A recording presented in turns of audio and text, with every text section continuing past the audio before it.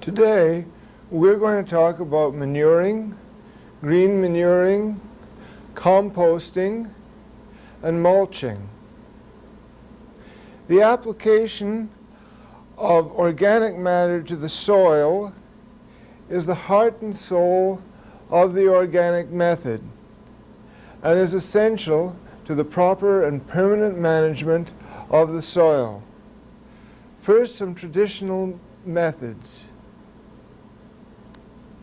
This soil here in this region, as you know, probably is pretty infertile coming from under the evergreen forest.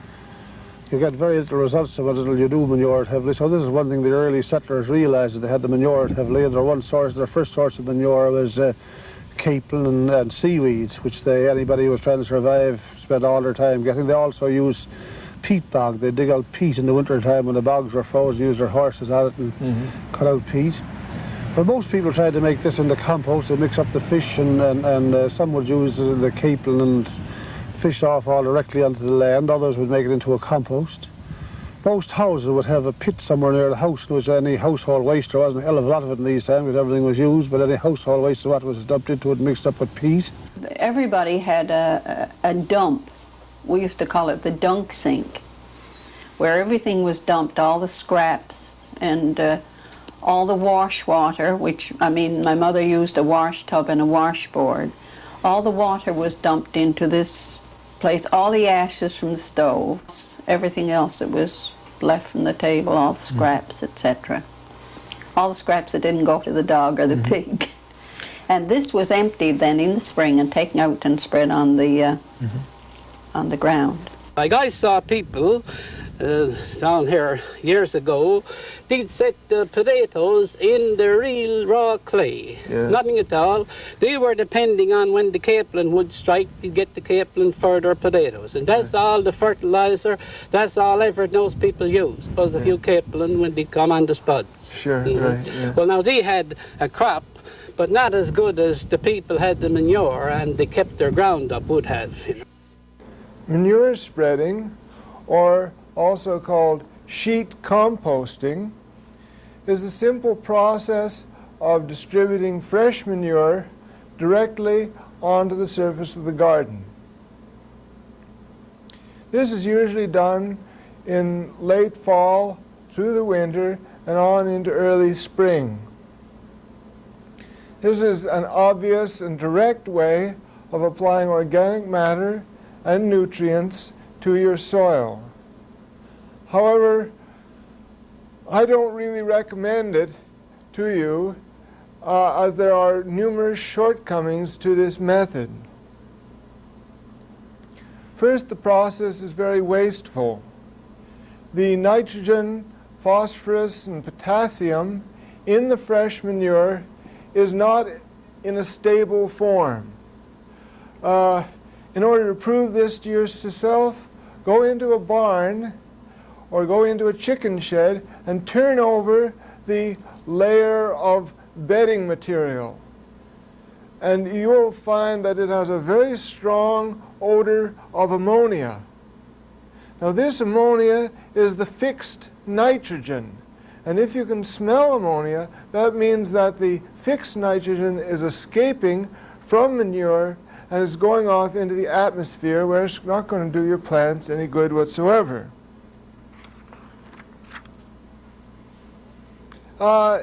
The potassium is in the urine, and this is in a totally soluble state. So if you put fresh manure out onto your fields, the first rain that comes along will wash the potassium and wash much of the nitrogen out of the manure down into the soil, and over the period of the winter you'll lose all this valuable nutrients. You see, if the plants aren't growing and actively taking up the nutrients, they'll be lost to them. Of secondary importance is the fact that if you spread 4 or 5 tons of fresh pig manure in your suburban lot, you're not likely to win many friends and influence many people. Now another process is green manuring. green manuring is also known as fallowing, which means allowing the garden to rest, or the soil to rest, over the period of a year. This method involves the planting of a crop of plants for the sole purpose of burying the crop in place when it arrives at the height of its lush green growth. The green manure is then allowed to decompose for about 2 weeks before planting a regular crop. The advantages of green manuring are the large amounts of lush green organic matter can be grown in place without transportation. The roots of the green manure plants reach deep down into the soil and draw nutrients from the subsoil up to the surface of the soil. And when the green manure plants die, the channels in which their roots were occupying are left open, and these act as air spaces so that the ground is aerated. Now, there are a large number of recommended green manure plants. In general, they are rapidly growing, annual plants that grow well in masses. The seed also must be economical to buy because you're going to use a lot of them. They may be leguminous, peas or beans, or non-leguminous plants. The legumes have the advantage that they will increase the nitrogen of the soil. In many of the books you read on green manuring, they recommend planting a green manure immediately before or immediately after the regular vegetable crop. This really isn't too relevant advice for Newfoundland conditions because of our extremely short growing season. For this reason, you should use green manures where you want to develop a piece of ground in preparation for the next year. I recommend the following plants as green manures you might try. Oats and buckwheat are cheap, easy to grow plants which are extremely useful when you want to green manure large areas. Don't go out and pay $25 or $30 for a bag of seed oats. Go and spend $5 or $10 for feed oats. They've got a few weeds in them, but they'll serve you just as well. Now, remember to plow the oats or the buckwheat down just when they're coming to flower. Don't wait till they get ripe. Don't wait till they start turning brown. You want to plow in the plants at the height of their soft green growth. Now, you may decide to plow the green oats into the ground, or another approach is to use a mower and mow the oats down, let them lie where they fall, and let them rot and decompose for a couple of weeks. If you've planted your oats early in the spring, you'll be mowing them about the early August or late July. In about mid-August, you can go through your field and broadcast timothy seed and clover seed right down between the stubble of the oat plants. The stubble of the oat plants will give some protection to the young, tender seedling of the timothy and clover. And by the end of the growing season, late September, October, you should have the beginning of a nice stand of timothy and clover, and by the following year, you will have renovated your field and you've got a good pasture started. On a smaller scale, you might try something like rape or turnip tops. Most of you probably like turnip tops. They're extremely easy to grow. Plow down a field, broadcast rape, rake it in a little bit, and in 3 or 4 weeks you'll have a nice stand of turnip tops.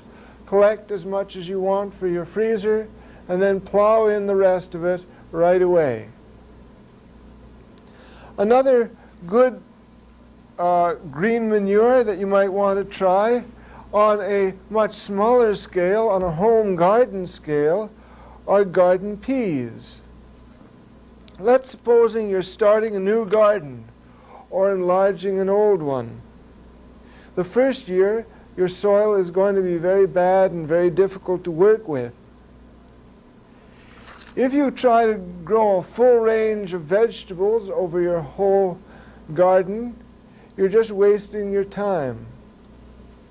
I'd suggest that you plant a lot of garden peas. 5 pounds of garden peas will sow down 1,000 square feet of garden. You may want to try to plant a row of early peas and a row of late peas side by side, alternating about every 2 feet. You will probably have to hoe once or twice between the rows to keep down the early growth of weeds, but after the peas have got established, after they're up about 6 inches, you can let them go by themselves, and they'll grow up and they'll fall over and they'll look kind of a mess, but you'll get a very fine crop of peas out of them. As soon as they start producing mature peas, pick them all and then dig them down into the garden as quickly as you can. Don't let them sit around. Don't let the vines get brown. Now, the compost heap is the next thing that I want to talk about. And compost is the most important part of the garden. This is a word that's very important to the organic gardener. A garden which hasn't got an associated compost heap cannot really be considered an organic garden. A compost heap which is properly maintained is not smelly, it's not unsightly, it's not a menace to public health, as some people may think. It doesn't attract flies and it doesn't attract rats. For this reason, no matter how small your lot, no matter how exposed you are to your neighbors, you can still have a compost heap. Now, composting is not an exact science. Rather, composting may be considered a relaxed kind of art. As long as you follow a few basic rules and regulations, you have lots of room to adapt composting to fit your particular needs. The simplest way to build a compost pile is to dig up a flat area of soil 4 feet wide by 4 feet long, dig up the soil, dig up the sod, and then throw your composting materials onto the surface of this area and slowly build it up till you achieve a pile about 3 or 4 feet high. You don't even have to have any sides on this pile at all. However, it is easier to control a compost heap when you have some kind of container to hold up the material. For reasons I will get into later, the minimum size of a compost heap should be 3 feet by 3 feet by 3 feet. The optimum size is probably about 4 feet cubed. A compost bin may be made of many materials. And here are some examples of some that I have around the farm. In the student gardens, I've got them to build slab compost bins. Very cheap, couple of nails and some free slab, and you've got a compost bin. Here's an example of one that I made out of hardware cloth, 4 feet by 4 feet by 4 feet. And here's one which I put together with 2 by 2s and chicken wire. And I've got it raised up on blocks so the air can flow in underneath it. And here's an example of a rotary compost bin, which I developed. The idea of the rotary compost bin was to avoid the effort of turning the compost every couple of days. You know, it takes a certain amount of effort to turn a ton of compost over. And if you can do it just by pulling a handle, you can turn it much more often, and you can get the compost to decompose that much faster.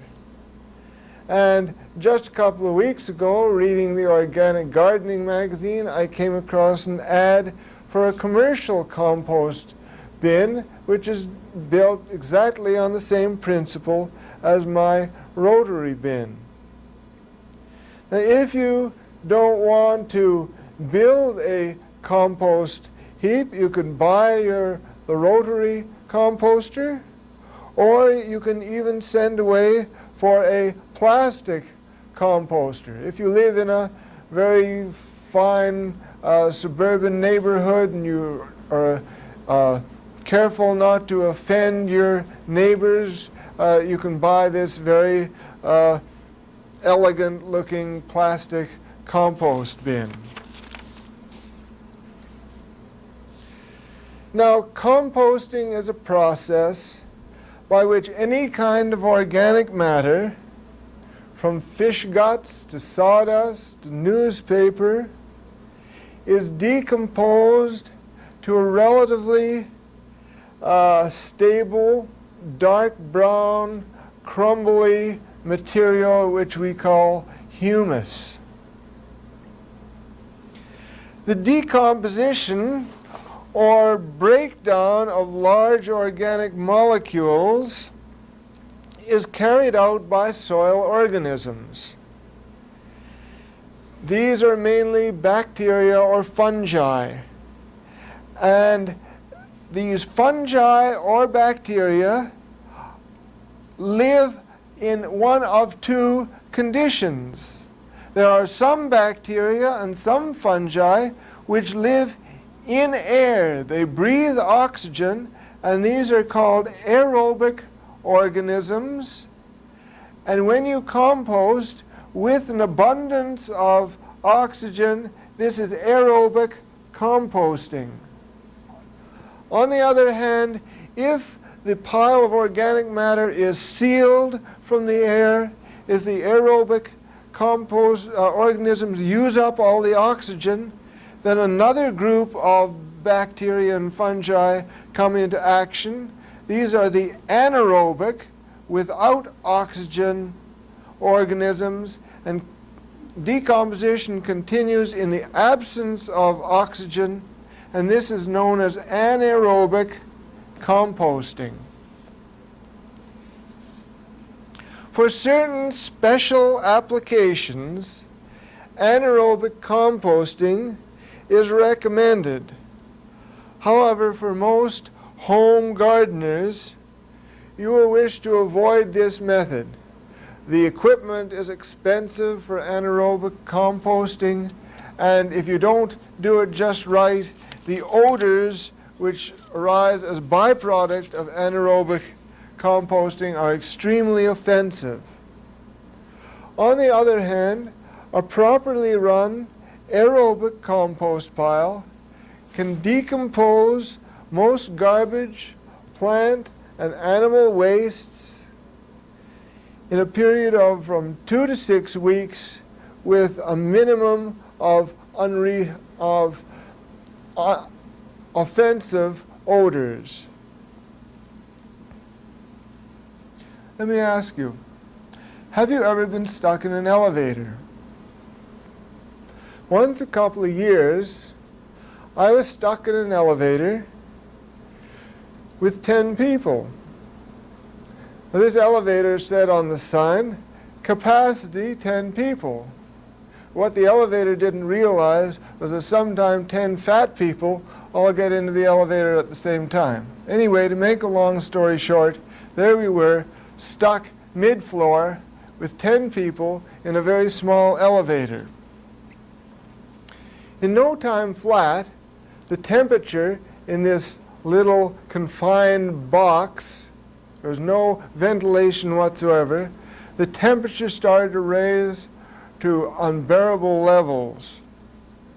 And the air began to get stuffy as these 10 people breathed in and used up the oxygen. The more astute among you will conclude that there was a happy ending to this incident. However, if it had not ended happily, the following sequence of events would have taken place. The temperature would have continued to rise until all of the oxygen in the elevator was used up. Then all activity in the elevator would cease as 10 fat men expired. Then the temperature would fall to match the outside. And eventually, if we waited long enough, the 10 fat men would start to smell very dead. Now, this is precisely the same sequence of events that takes place in a compost pile. The oxygen-breathing bacteria produce heat as a byproduct. If more heat is produced than can escape through the sides of the heap, the inside temperature rises up to a maximum of about 75 degrees centigrade. This is 165 degrees Fahrenheit, or scalding heat. You can't keep your hand in a fast-working compost pile without burning it. For me, at least, there are a few more impressive sights than to break open a cold-looking compost pile to find a raging, steaming mass inside.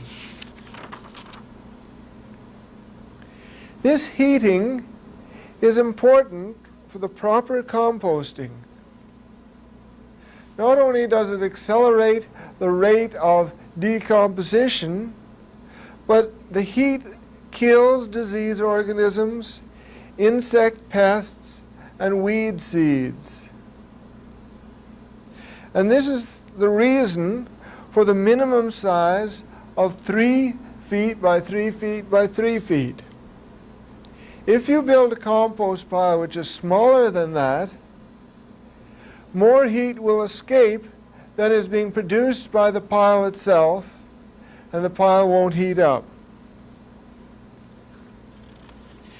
If the heap is not turned over regularly, oxygen will eventually be depleted. The heat will fall, and eventually anaerobic decomposers will take over in the pile. A properly run compost pile should be turned at least 3 times in the first 2 weeks. The compost is stabilized when the pile fails to heat up again. The heat from a compost pile can be put to use early in the spring by building a hotbed. Fresh horse manure covered with 6 inches of soil will provide a pleasant subsoil heat, which will enable you to start many plants months earlier than you could in the garden. Here's a hotbed which I had in my greenhouse last spring. the outside temperatures in the greenhouse varied from freezing up to 70 or 80 degrees during the day. You can see here at the surface temperature of the hotbed, the temperature is about 65 to 70. That's the temperature that the plants experience. Dig about 6 to 8 inches down into the hotbed and you'll see the steam coming out. You can see that it's hot down there. Put the thermometer down and you'll see the temperatures up around 90 degrees Fahrenheit. This is what gives the pleasant subsoil heat and brings the vegetables along very rapidly.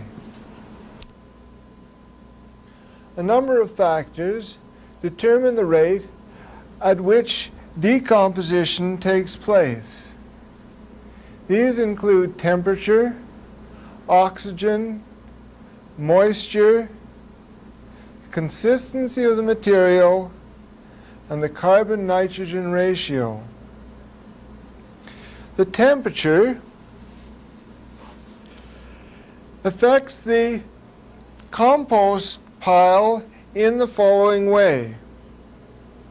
If we look at this graph, on this side we have the rate at which decomposition is taking place. And down here we have the temperature in degrees C. Now down around 10, 20 degrees C, decomposition is taking place very, very slowly. But when we get to 30 or 35 degrees centigrade, this is up around your body temperature, remember, the rate of decomposition is mounting to a peak, and 40, 50, 55, it stays level and high, and then starts to nosedive till we get down to 65, 70, 75, and the rate of decomposition comes to a halt. Now what has happened there is that early in the curve, the temperature is helping the organisms to grow faster, reproduce faster, and do the job that they're supposed to do at a faster rate. But when the temperature gets above 55, 60 degrees centigrade, the high temperatures are starting to kill off the organisms, and the rate of decomposition is brought down. So you should try to adjust the size of your compost pile. You should turn your compost pile often enough so the temperature doesn't go too much more than 55 to 60 degrees centigrade. Abundant oxygen must be supplied in order for aerobic decomposition to proceed rapidly.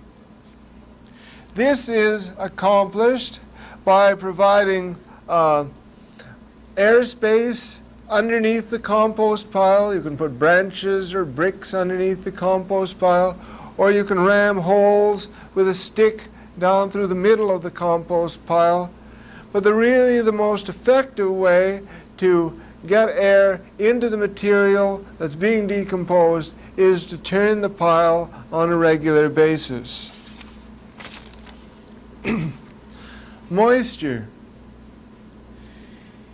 If the material in your compost bin is too dry, the organisms, the decomposing organisms, won't be able to grow and thrive. If the material in the compost bin is soggy and gooey with too much water, the excess water will fill up the pores, the spaces that's left between the material, and there won't be any space for oxygen to get in. The pile will turn anaerobic. You should have just the right amount of moisture. And the way to tell this is by picking up a handful of your composting material, squeeze it tightly between your hand, and you should be able just barely to squeeze a few drops of moisture out of that material. should have the moisture of a run-out sponge or face cloth. Now, the consistency of the material. The smaller the pieces of material to be decomposed are, the more surface area there is for soil organisms to get at them and break down the material. If you have a log in the compost pile, the decomposing organisms will only be able to work at the surface, and it'll take forever to decompose the log. But if you saw up the log into sawdust, then there's lots of surface for the decomposers to get at the material. Many books, therefore, recommend shredding all material before putting it into the compost pile. But in an earlier lecture, I stated that I personally didn't like shredders, either on principle or in practice. But you don't have to shred your material. You don't have to break your material up into very minute size if you're prepared to spend a little bit longer at the composting process. As long as you think far enough ahead, you can get by, you can do your composting without shredding. But just remember, if you want to accelerate the process, you need to get your material broken down very finely. Now, the next thing I want to talk about is the carbon-nitrogen ratio. Now, some of you are going to give up here because you figure that you don't understand chemistry. But please bear with me, because this is a very important point, and I'm going to go at it from a number of different directions to make you understand what this carbon-nitrogen ratio is all about. Now, carbon compounds are the compounds which make up the skeleton of the plant. They're the cellulose. Sawdust, wood, is the carbon skeleton of the plant. Fall leaves are rich in carbonaceous material. On the other hand, the succulent parts of the plant or animal are rich in nitrogen. The meat parts, the protein-rich parts of the plants and animals are rich in nitrogen. In order for decomposition to take place, you have to try to aim for a carbon to nitrogen ratio of about 30 to 1.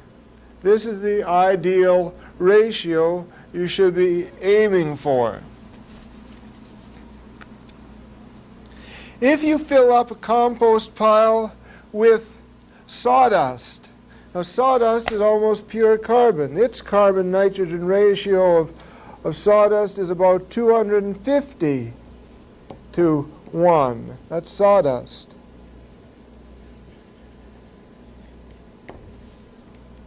This material will stay like sawdust for practically forever.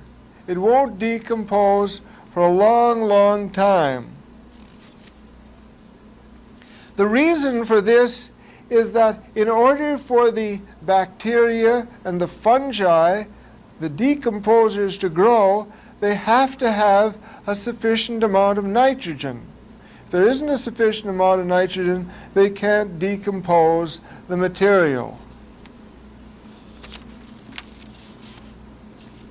Fall leaves are also up in this neighborhood, and they will take a very long time to decompose if you put them in a pile all by themselves.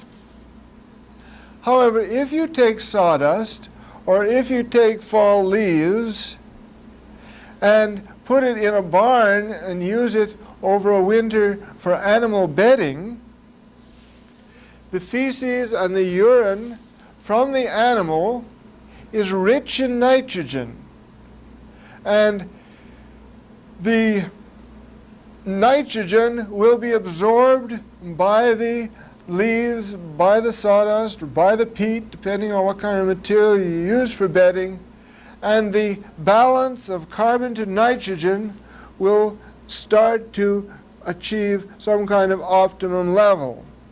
Now, I know when I go into my goat stall or into my horse's stable early in the spring, it smells very fine, but if I dig up that material that the animals have been standing in all winter long, the smell is something terrific. This is because the CN ratio is something like 10 or 15 to 1. This is old uncomposted manure. Okay? And what the strong smell of ammonia coming off is the excess of nitrogen which is coming off. Now, if the carbon-nitrogen ratio, if there's too much nitrogen, decomposition will still take place at a fairly rapid rate, but you'll be losing your nitrogen off into the atmosphere.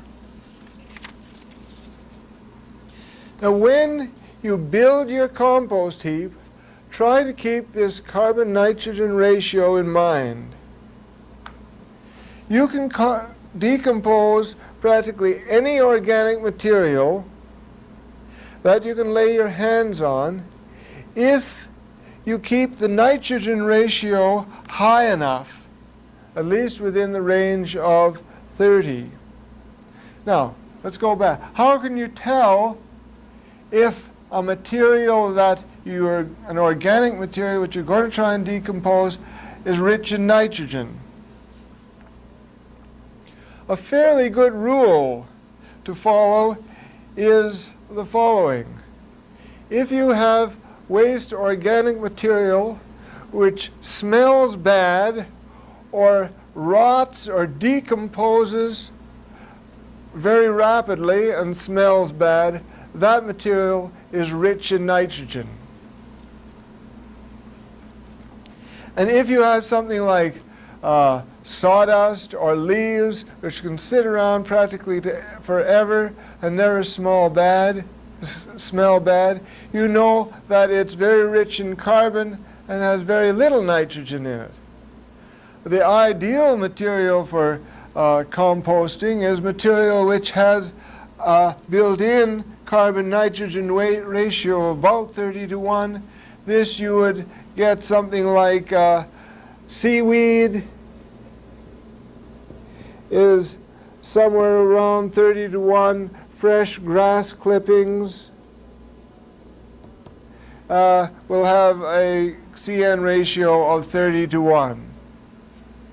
So 30 to 1, seaweed, grass, sawdust, leaves have a very high carbon content, high nitrogen content. 1 to 1 would be something like urine.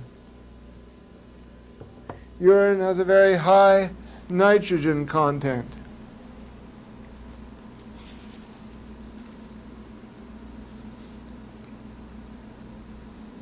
Now, when you first build a compost pile, you should attempt to build it up in layers.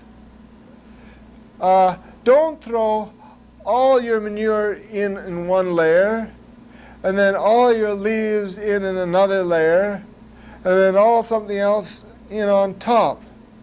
When you start to build a compost pile, first of all, put in a layer of grass clippings or hay or seaweed 5 or 6 inches deep. Then sprinkle a layer of soil on top of that. Then put a layer of maybe kitchen wastes in on top of that.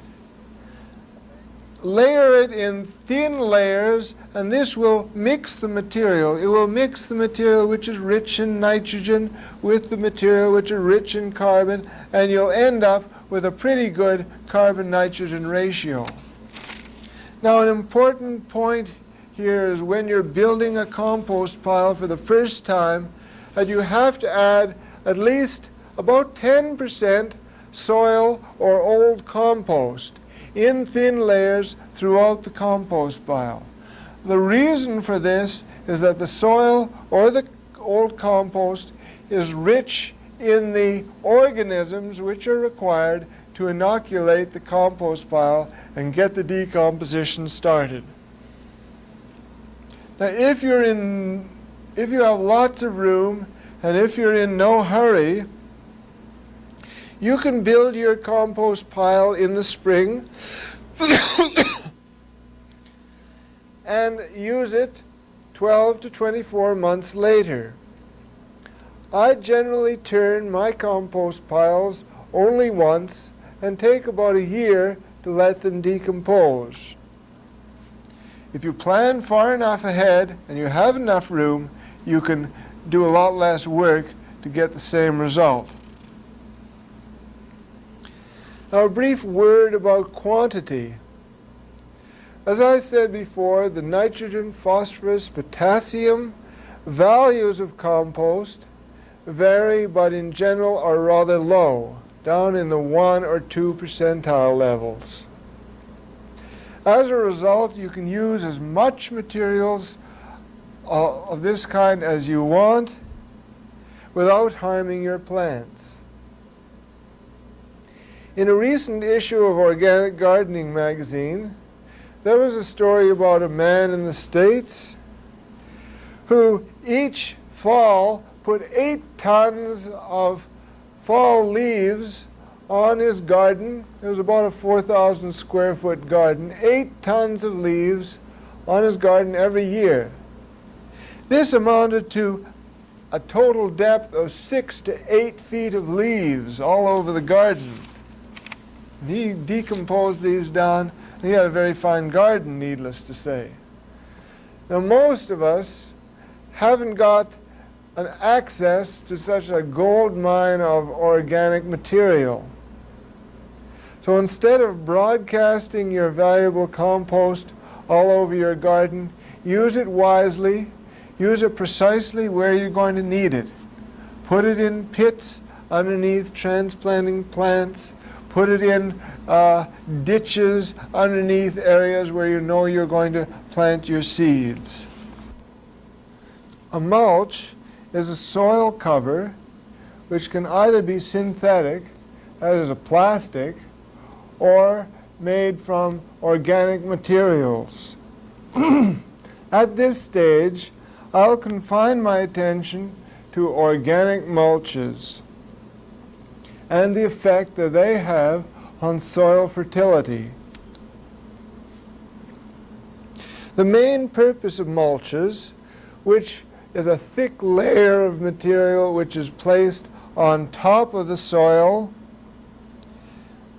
around young plants, is to control the soil climate and to keep down weeds.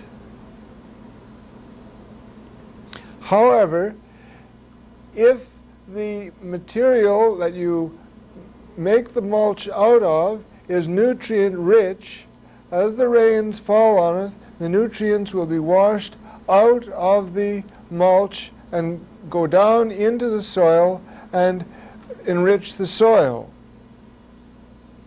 Now, 2 easily available organic materials which are often thought of as being good mulches, I would advise that you use with some caution.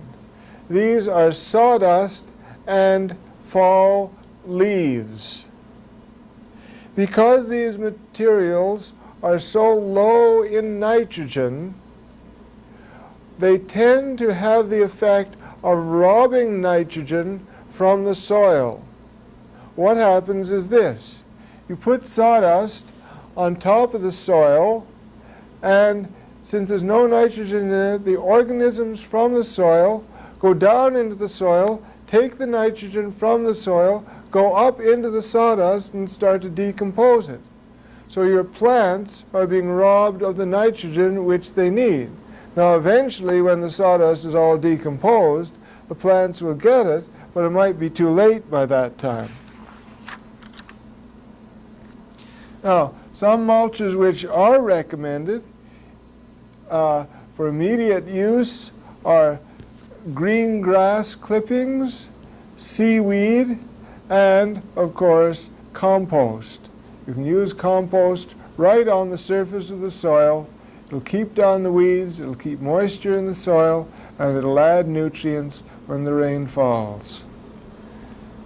Now, the next lecture, I'm going to go on to the subject of garden planning.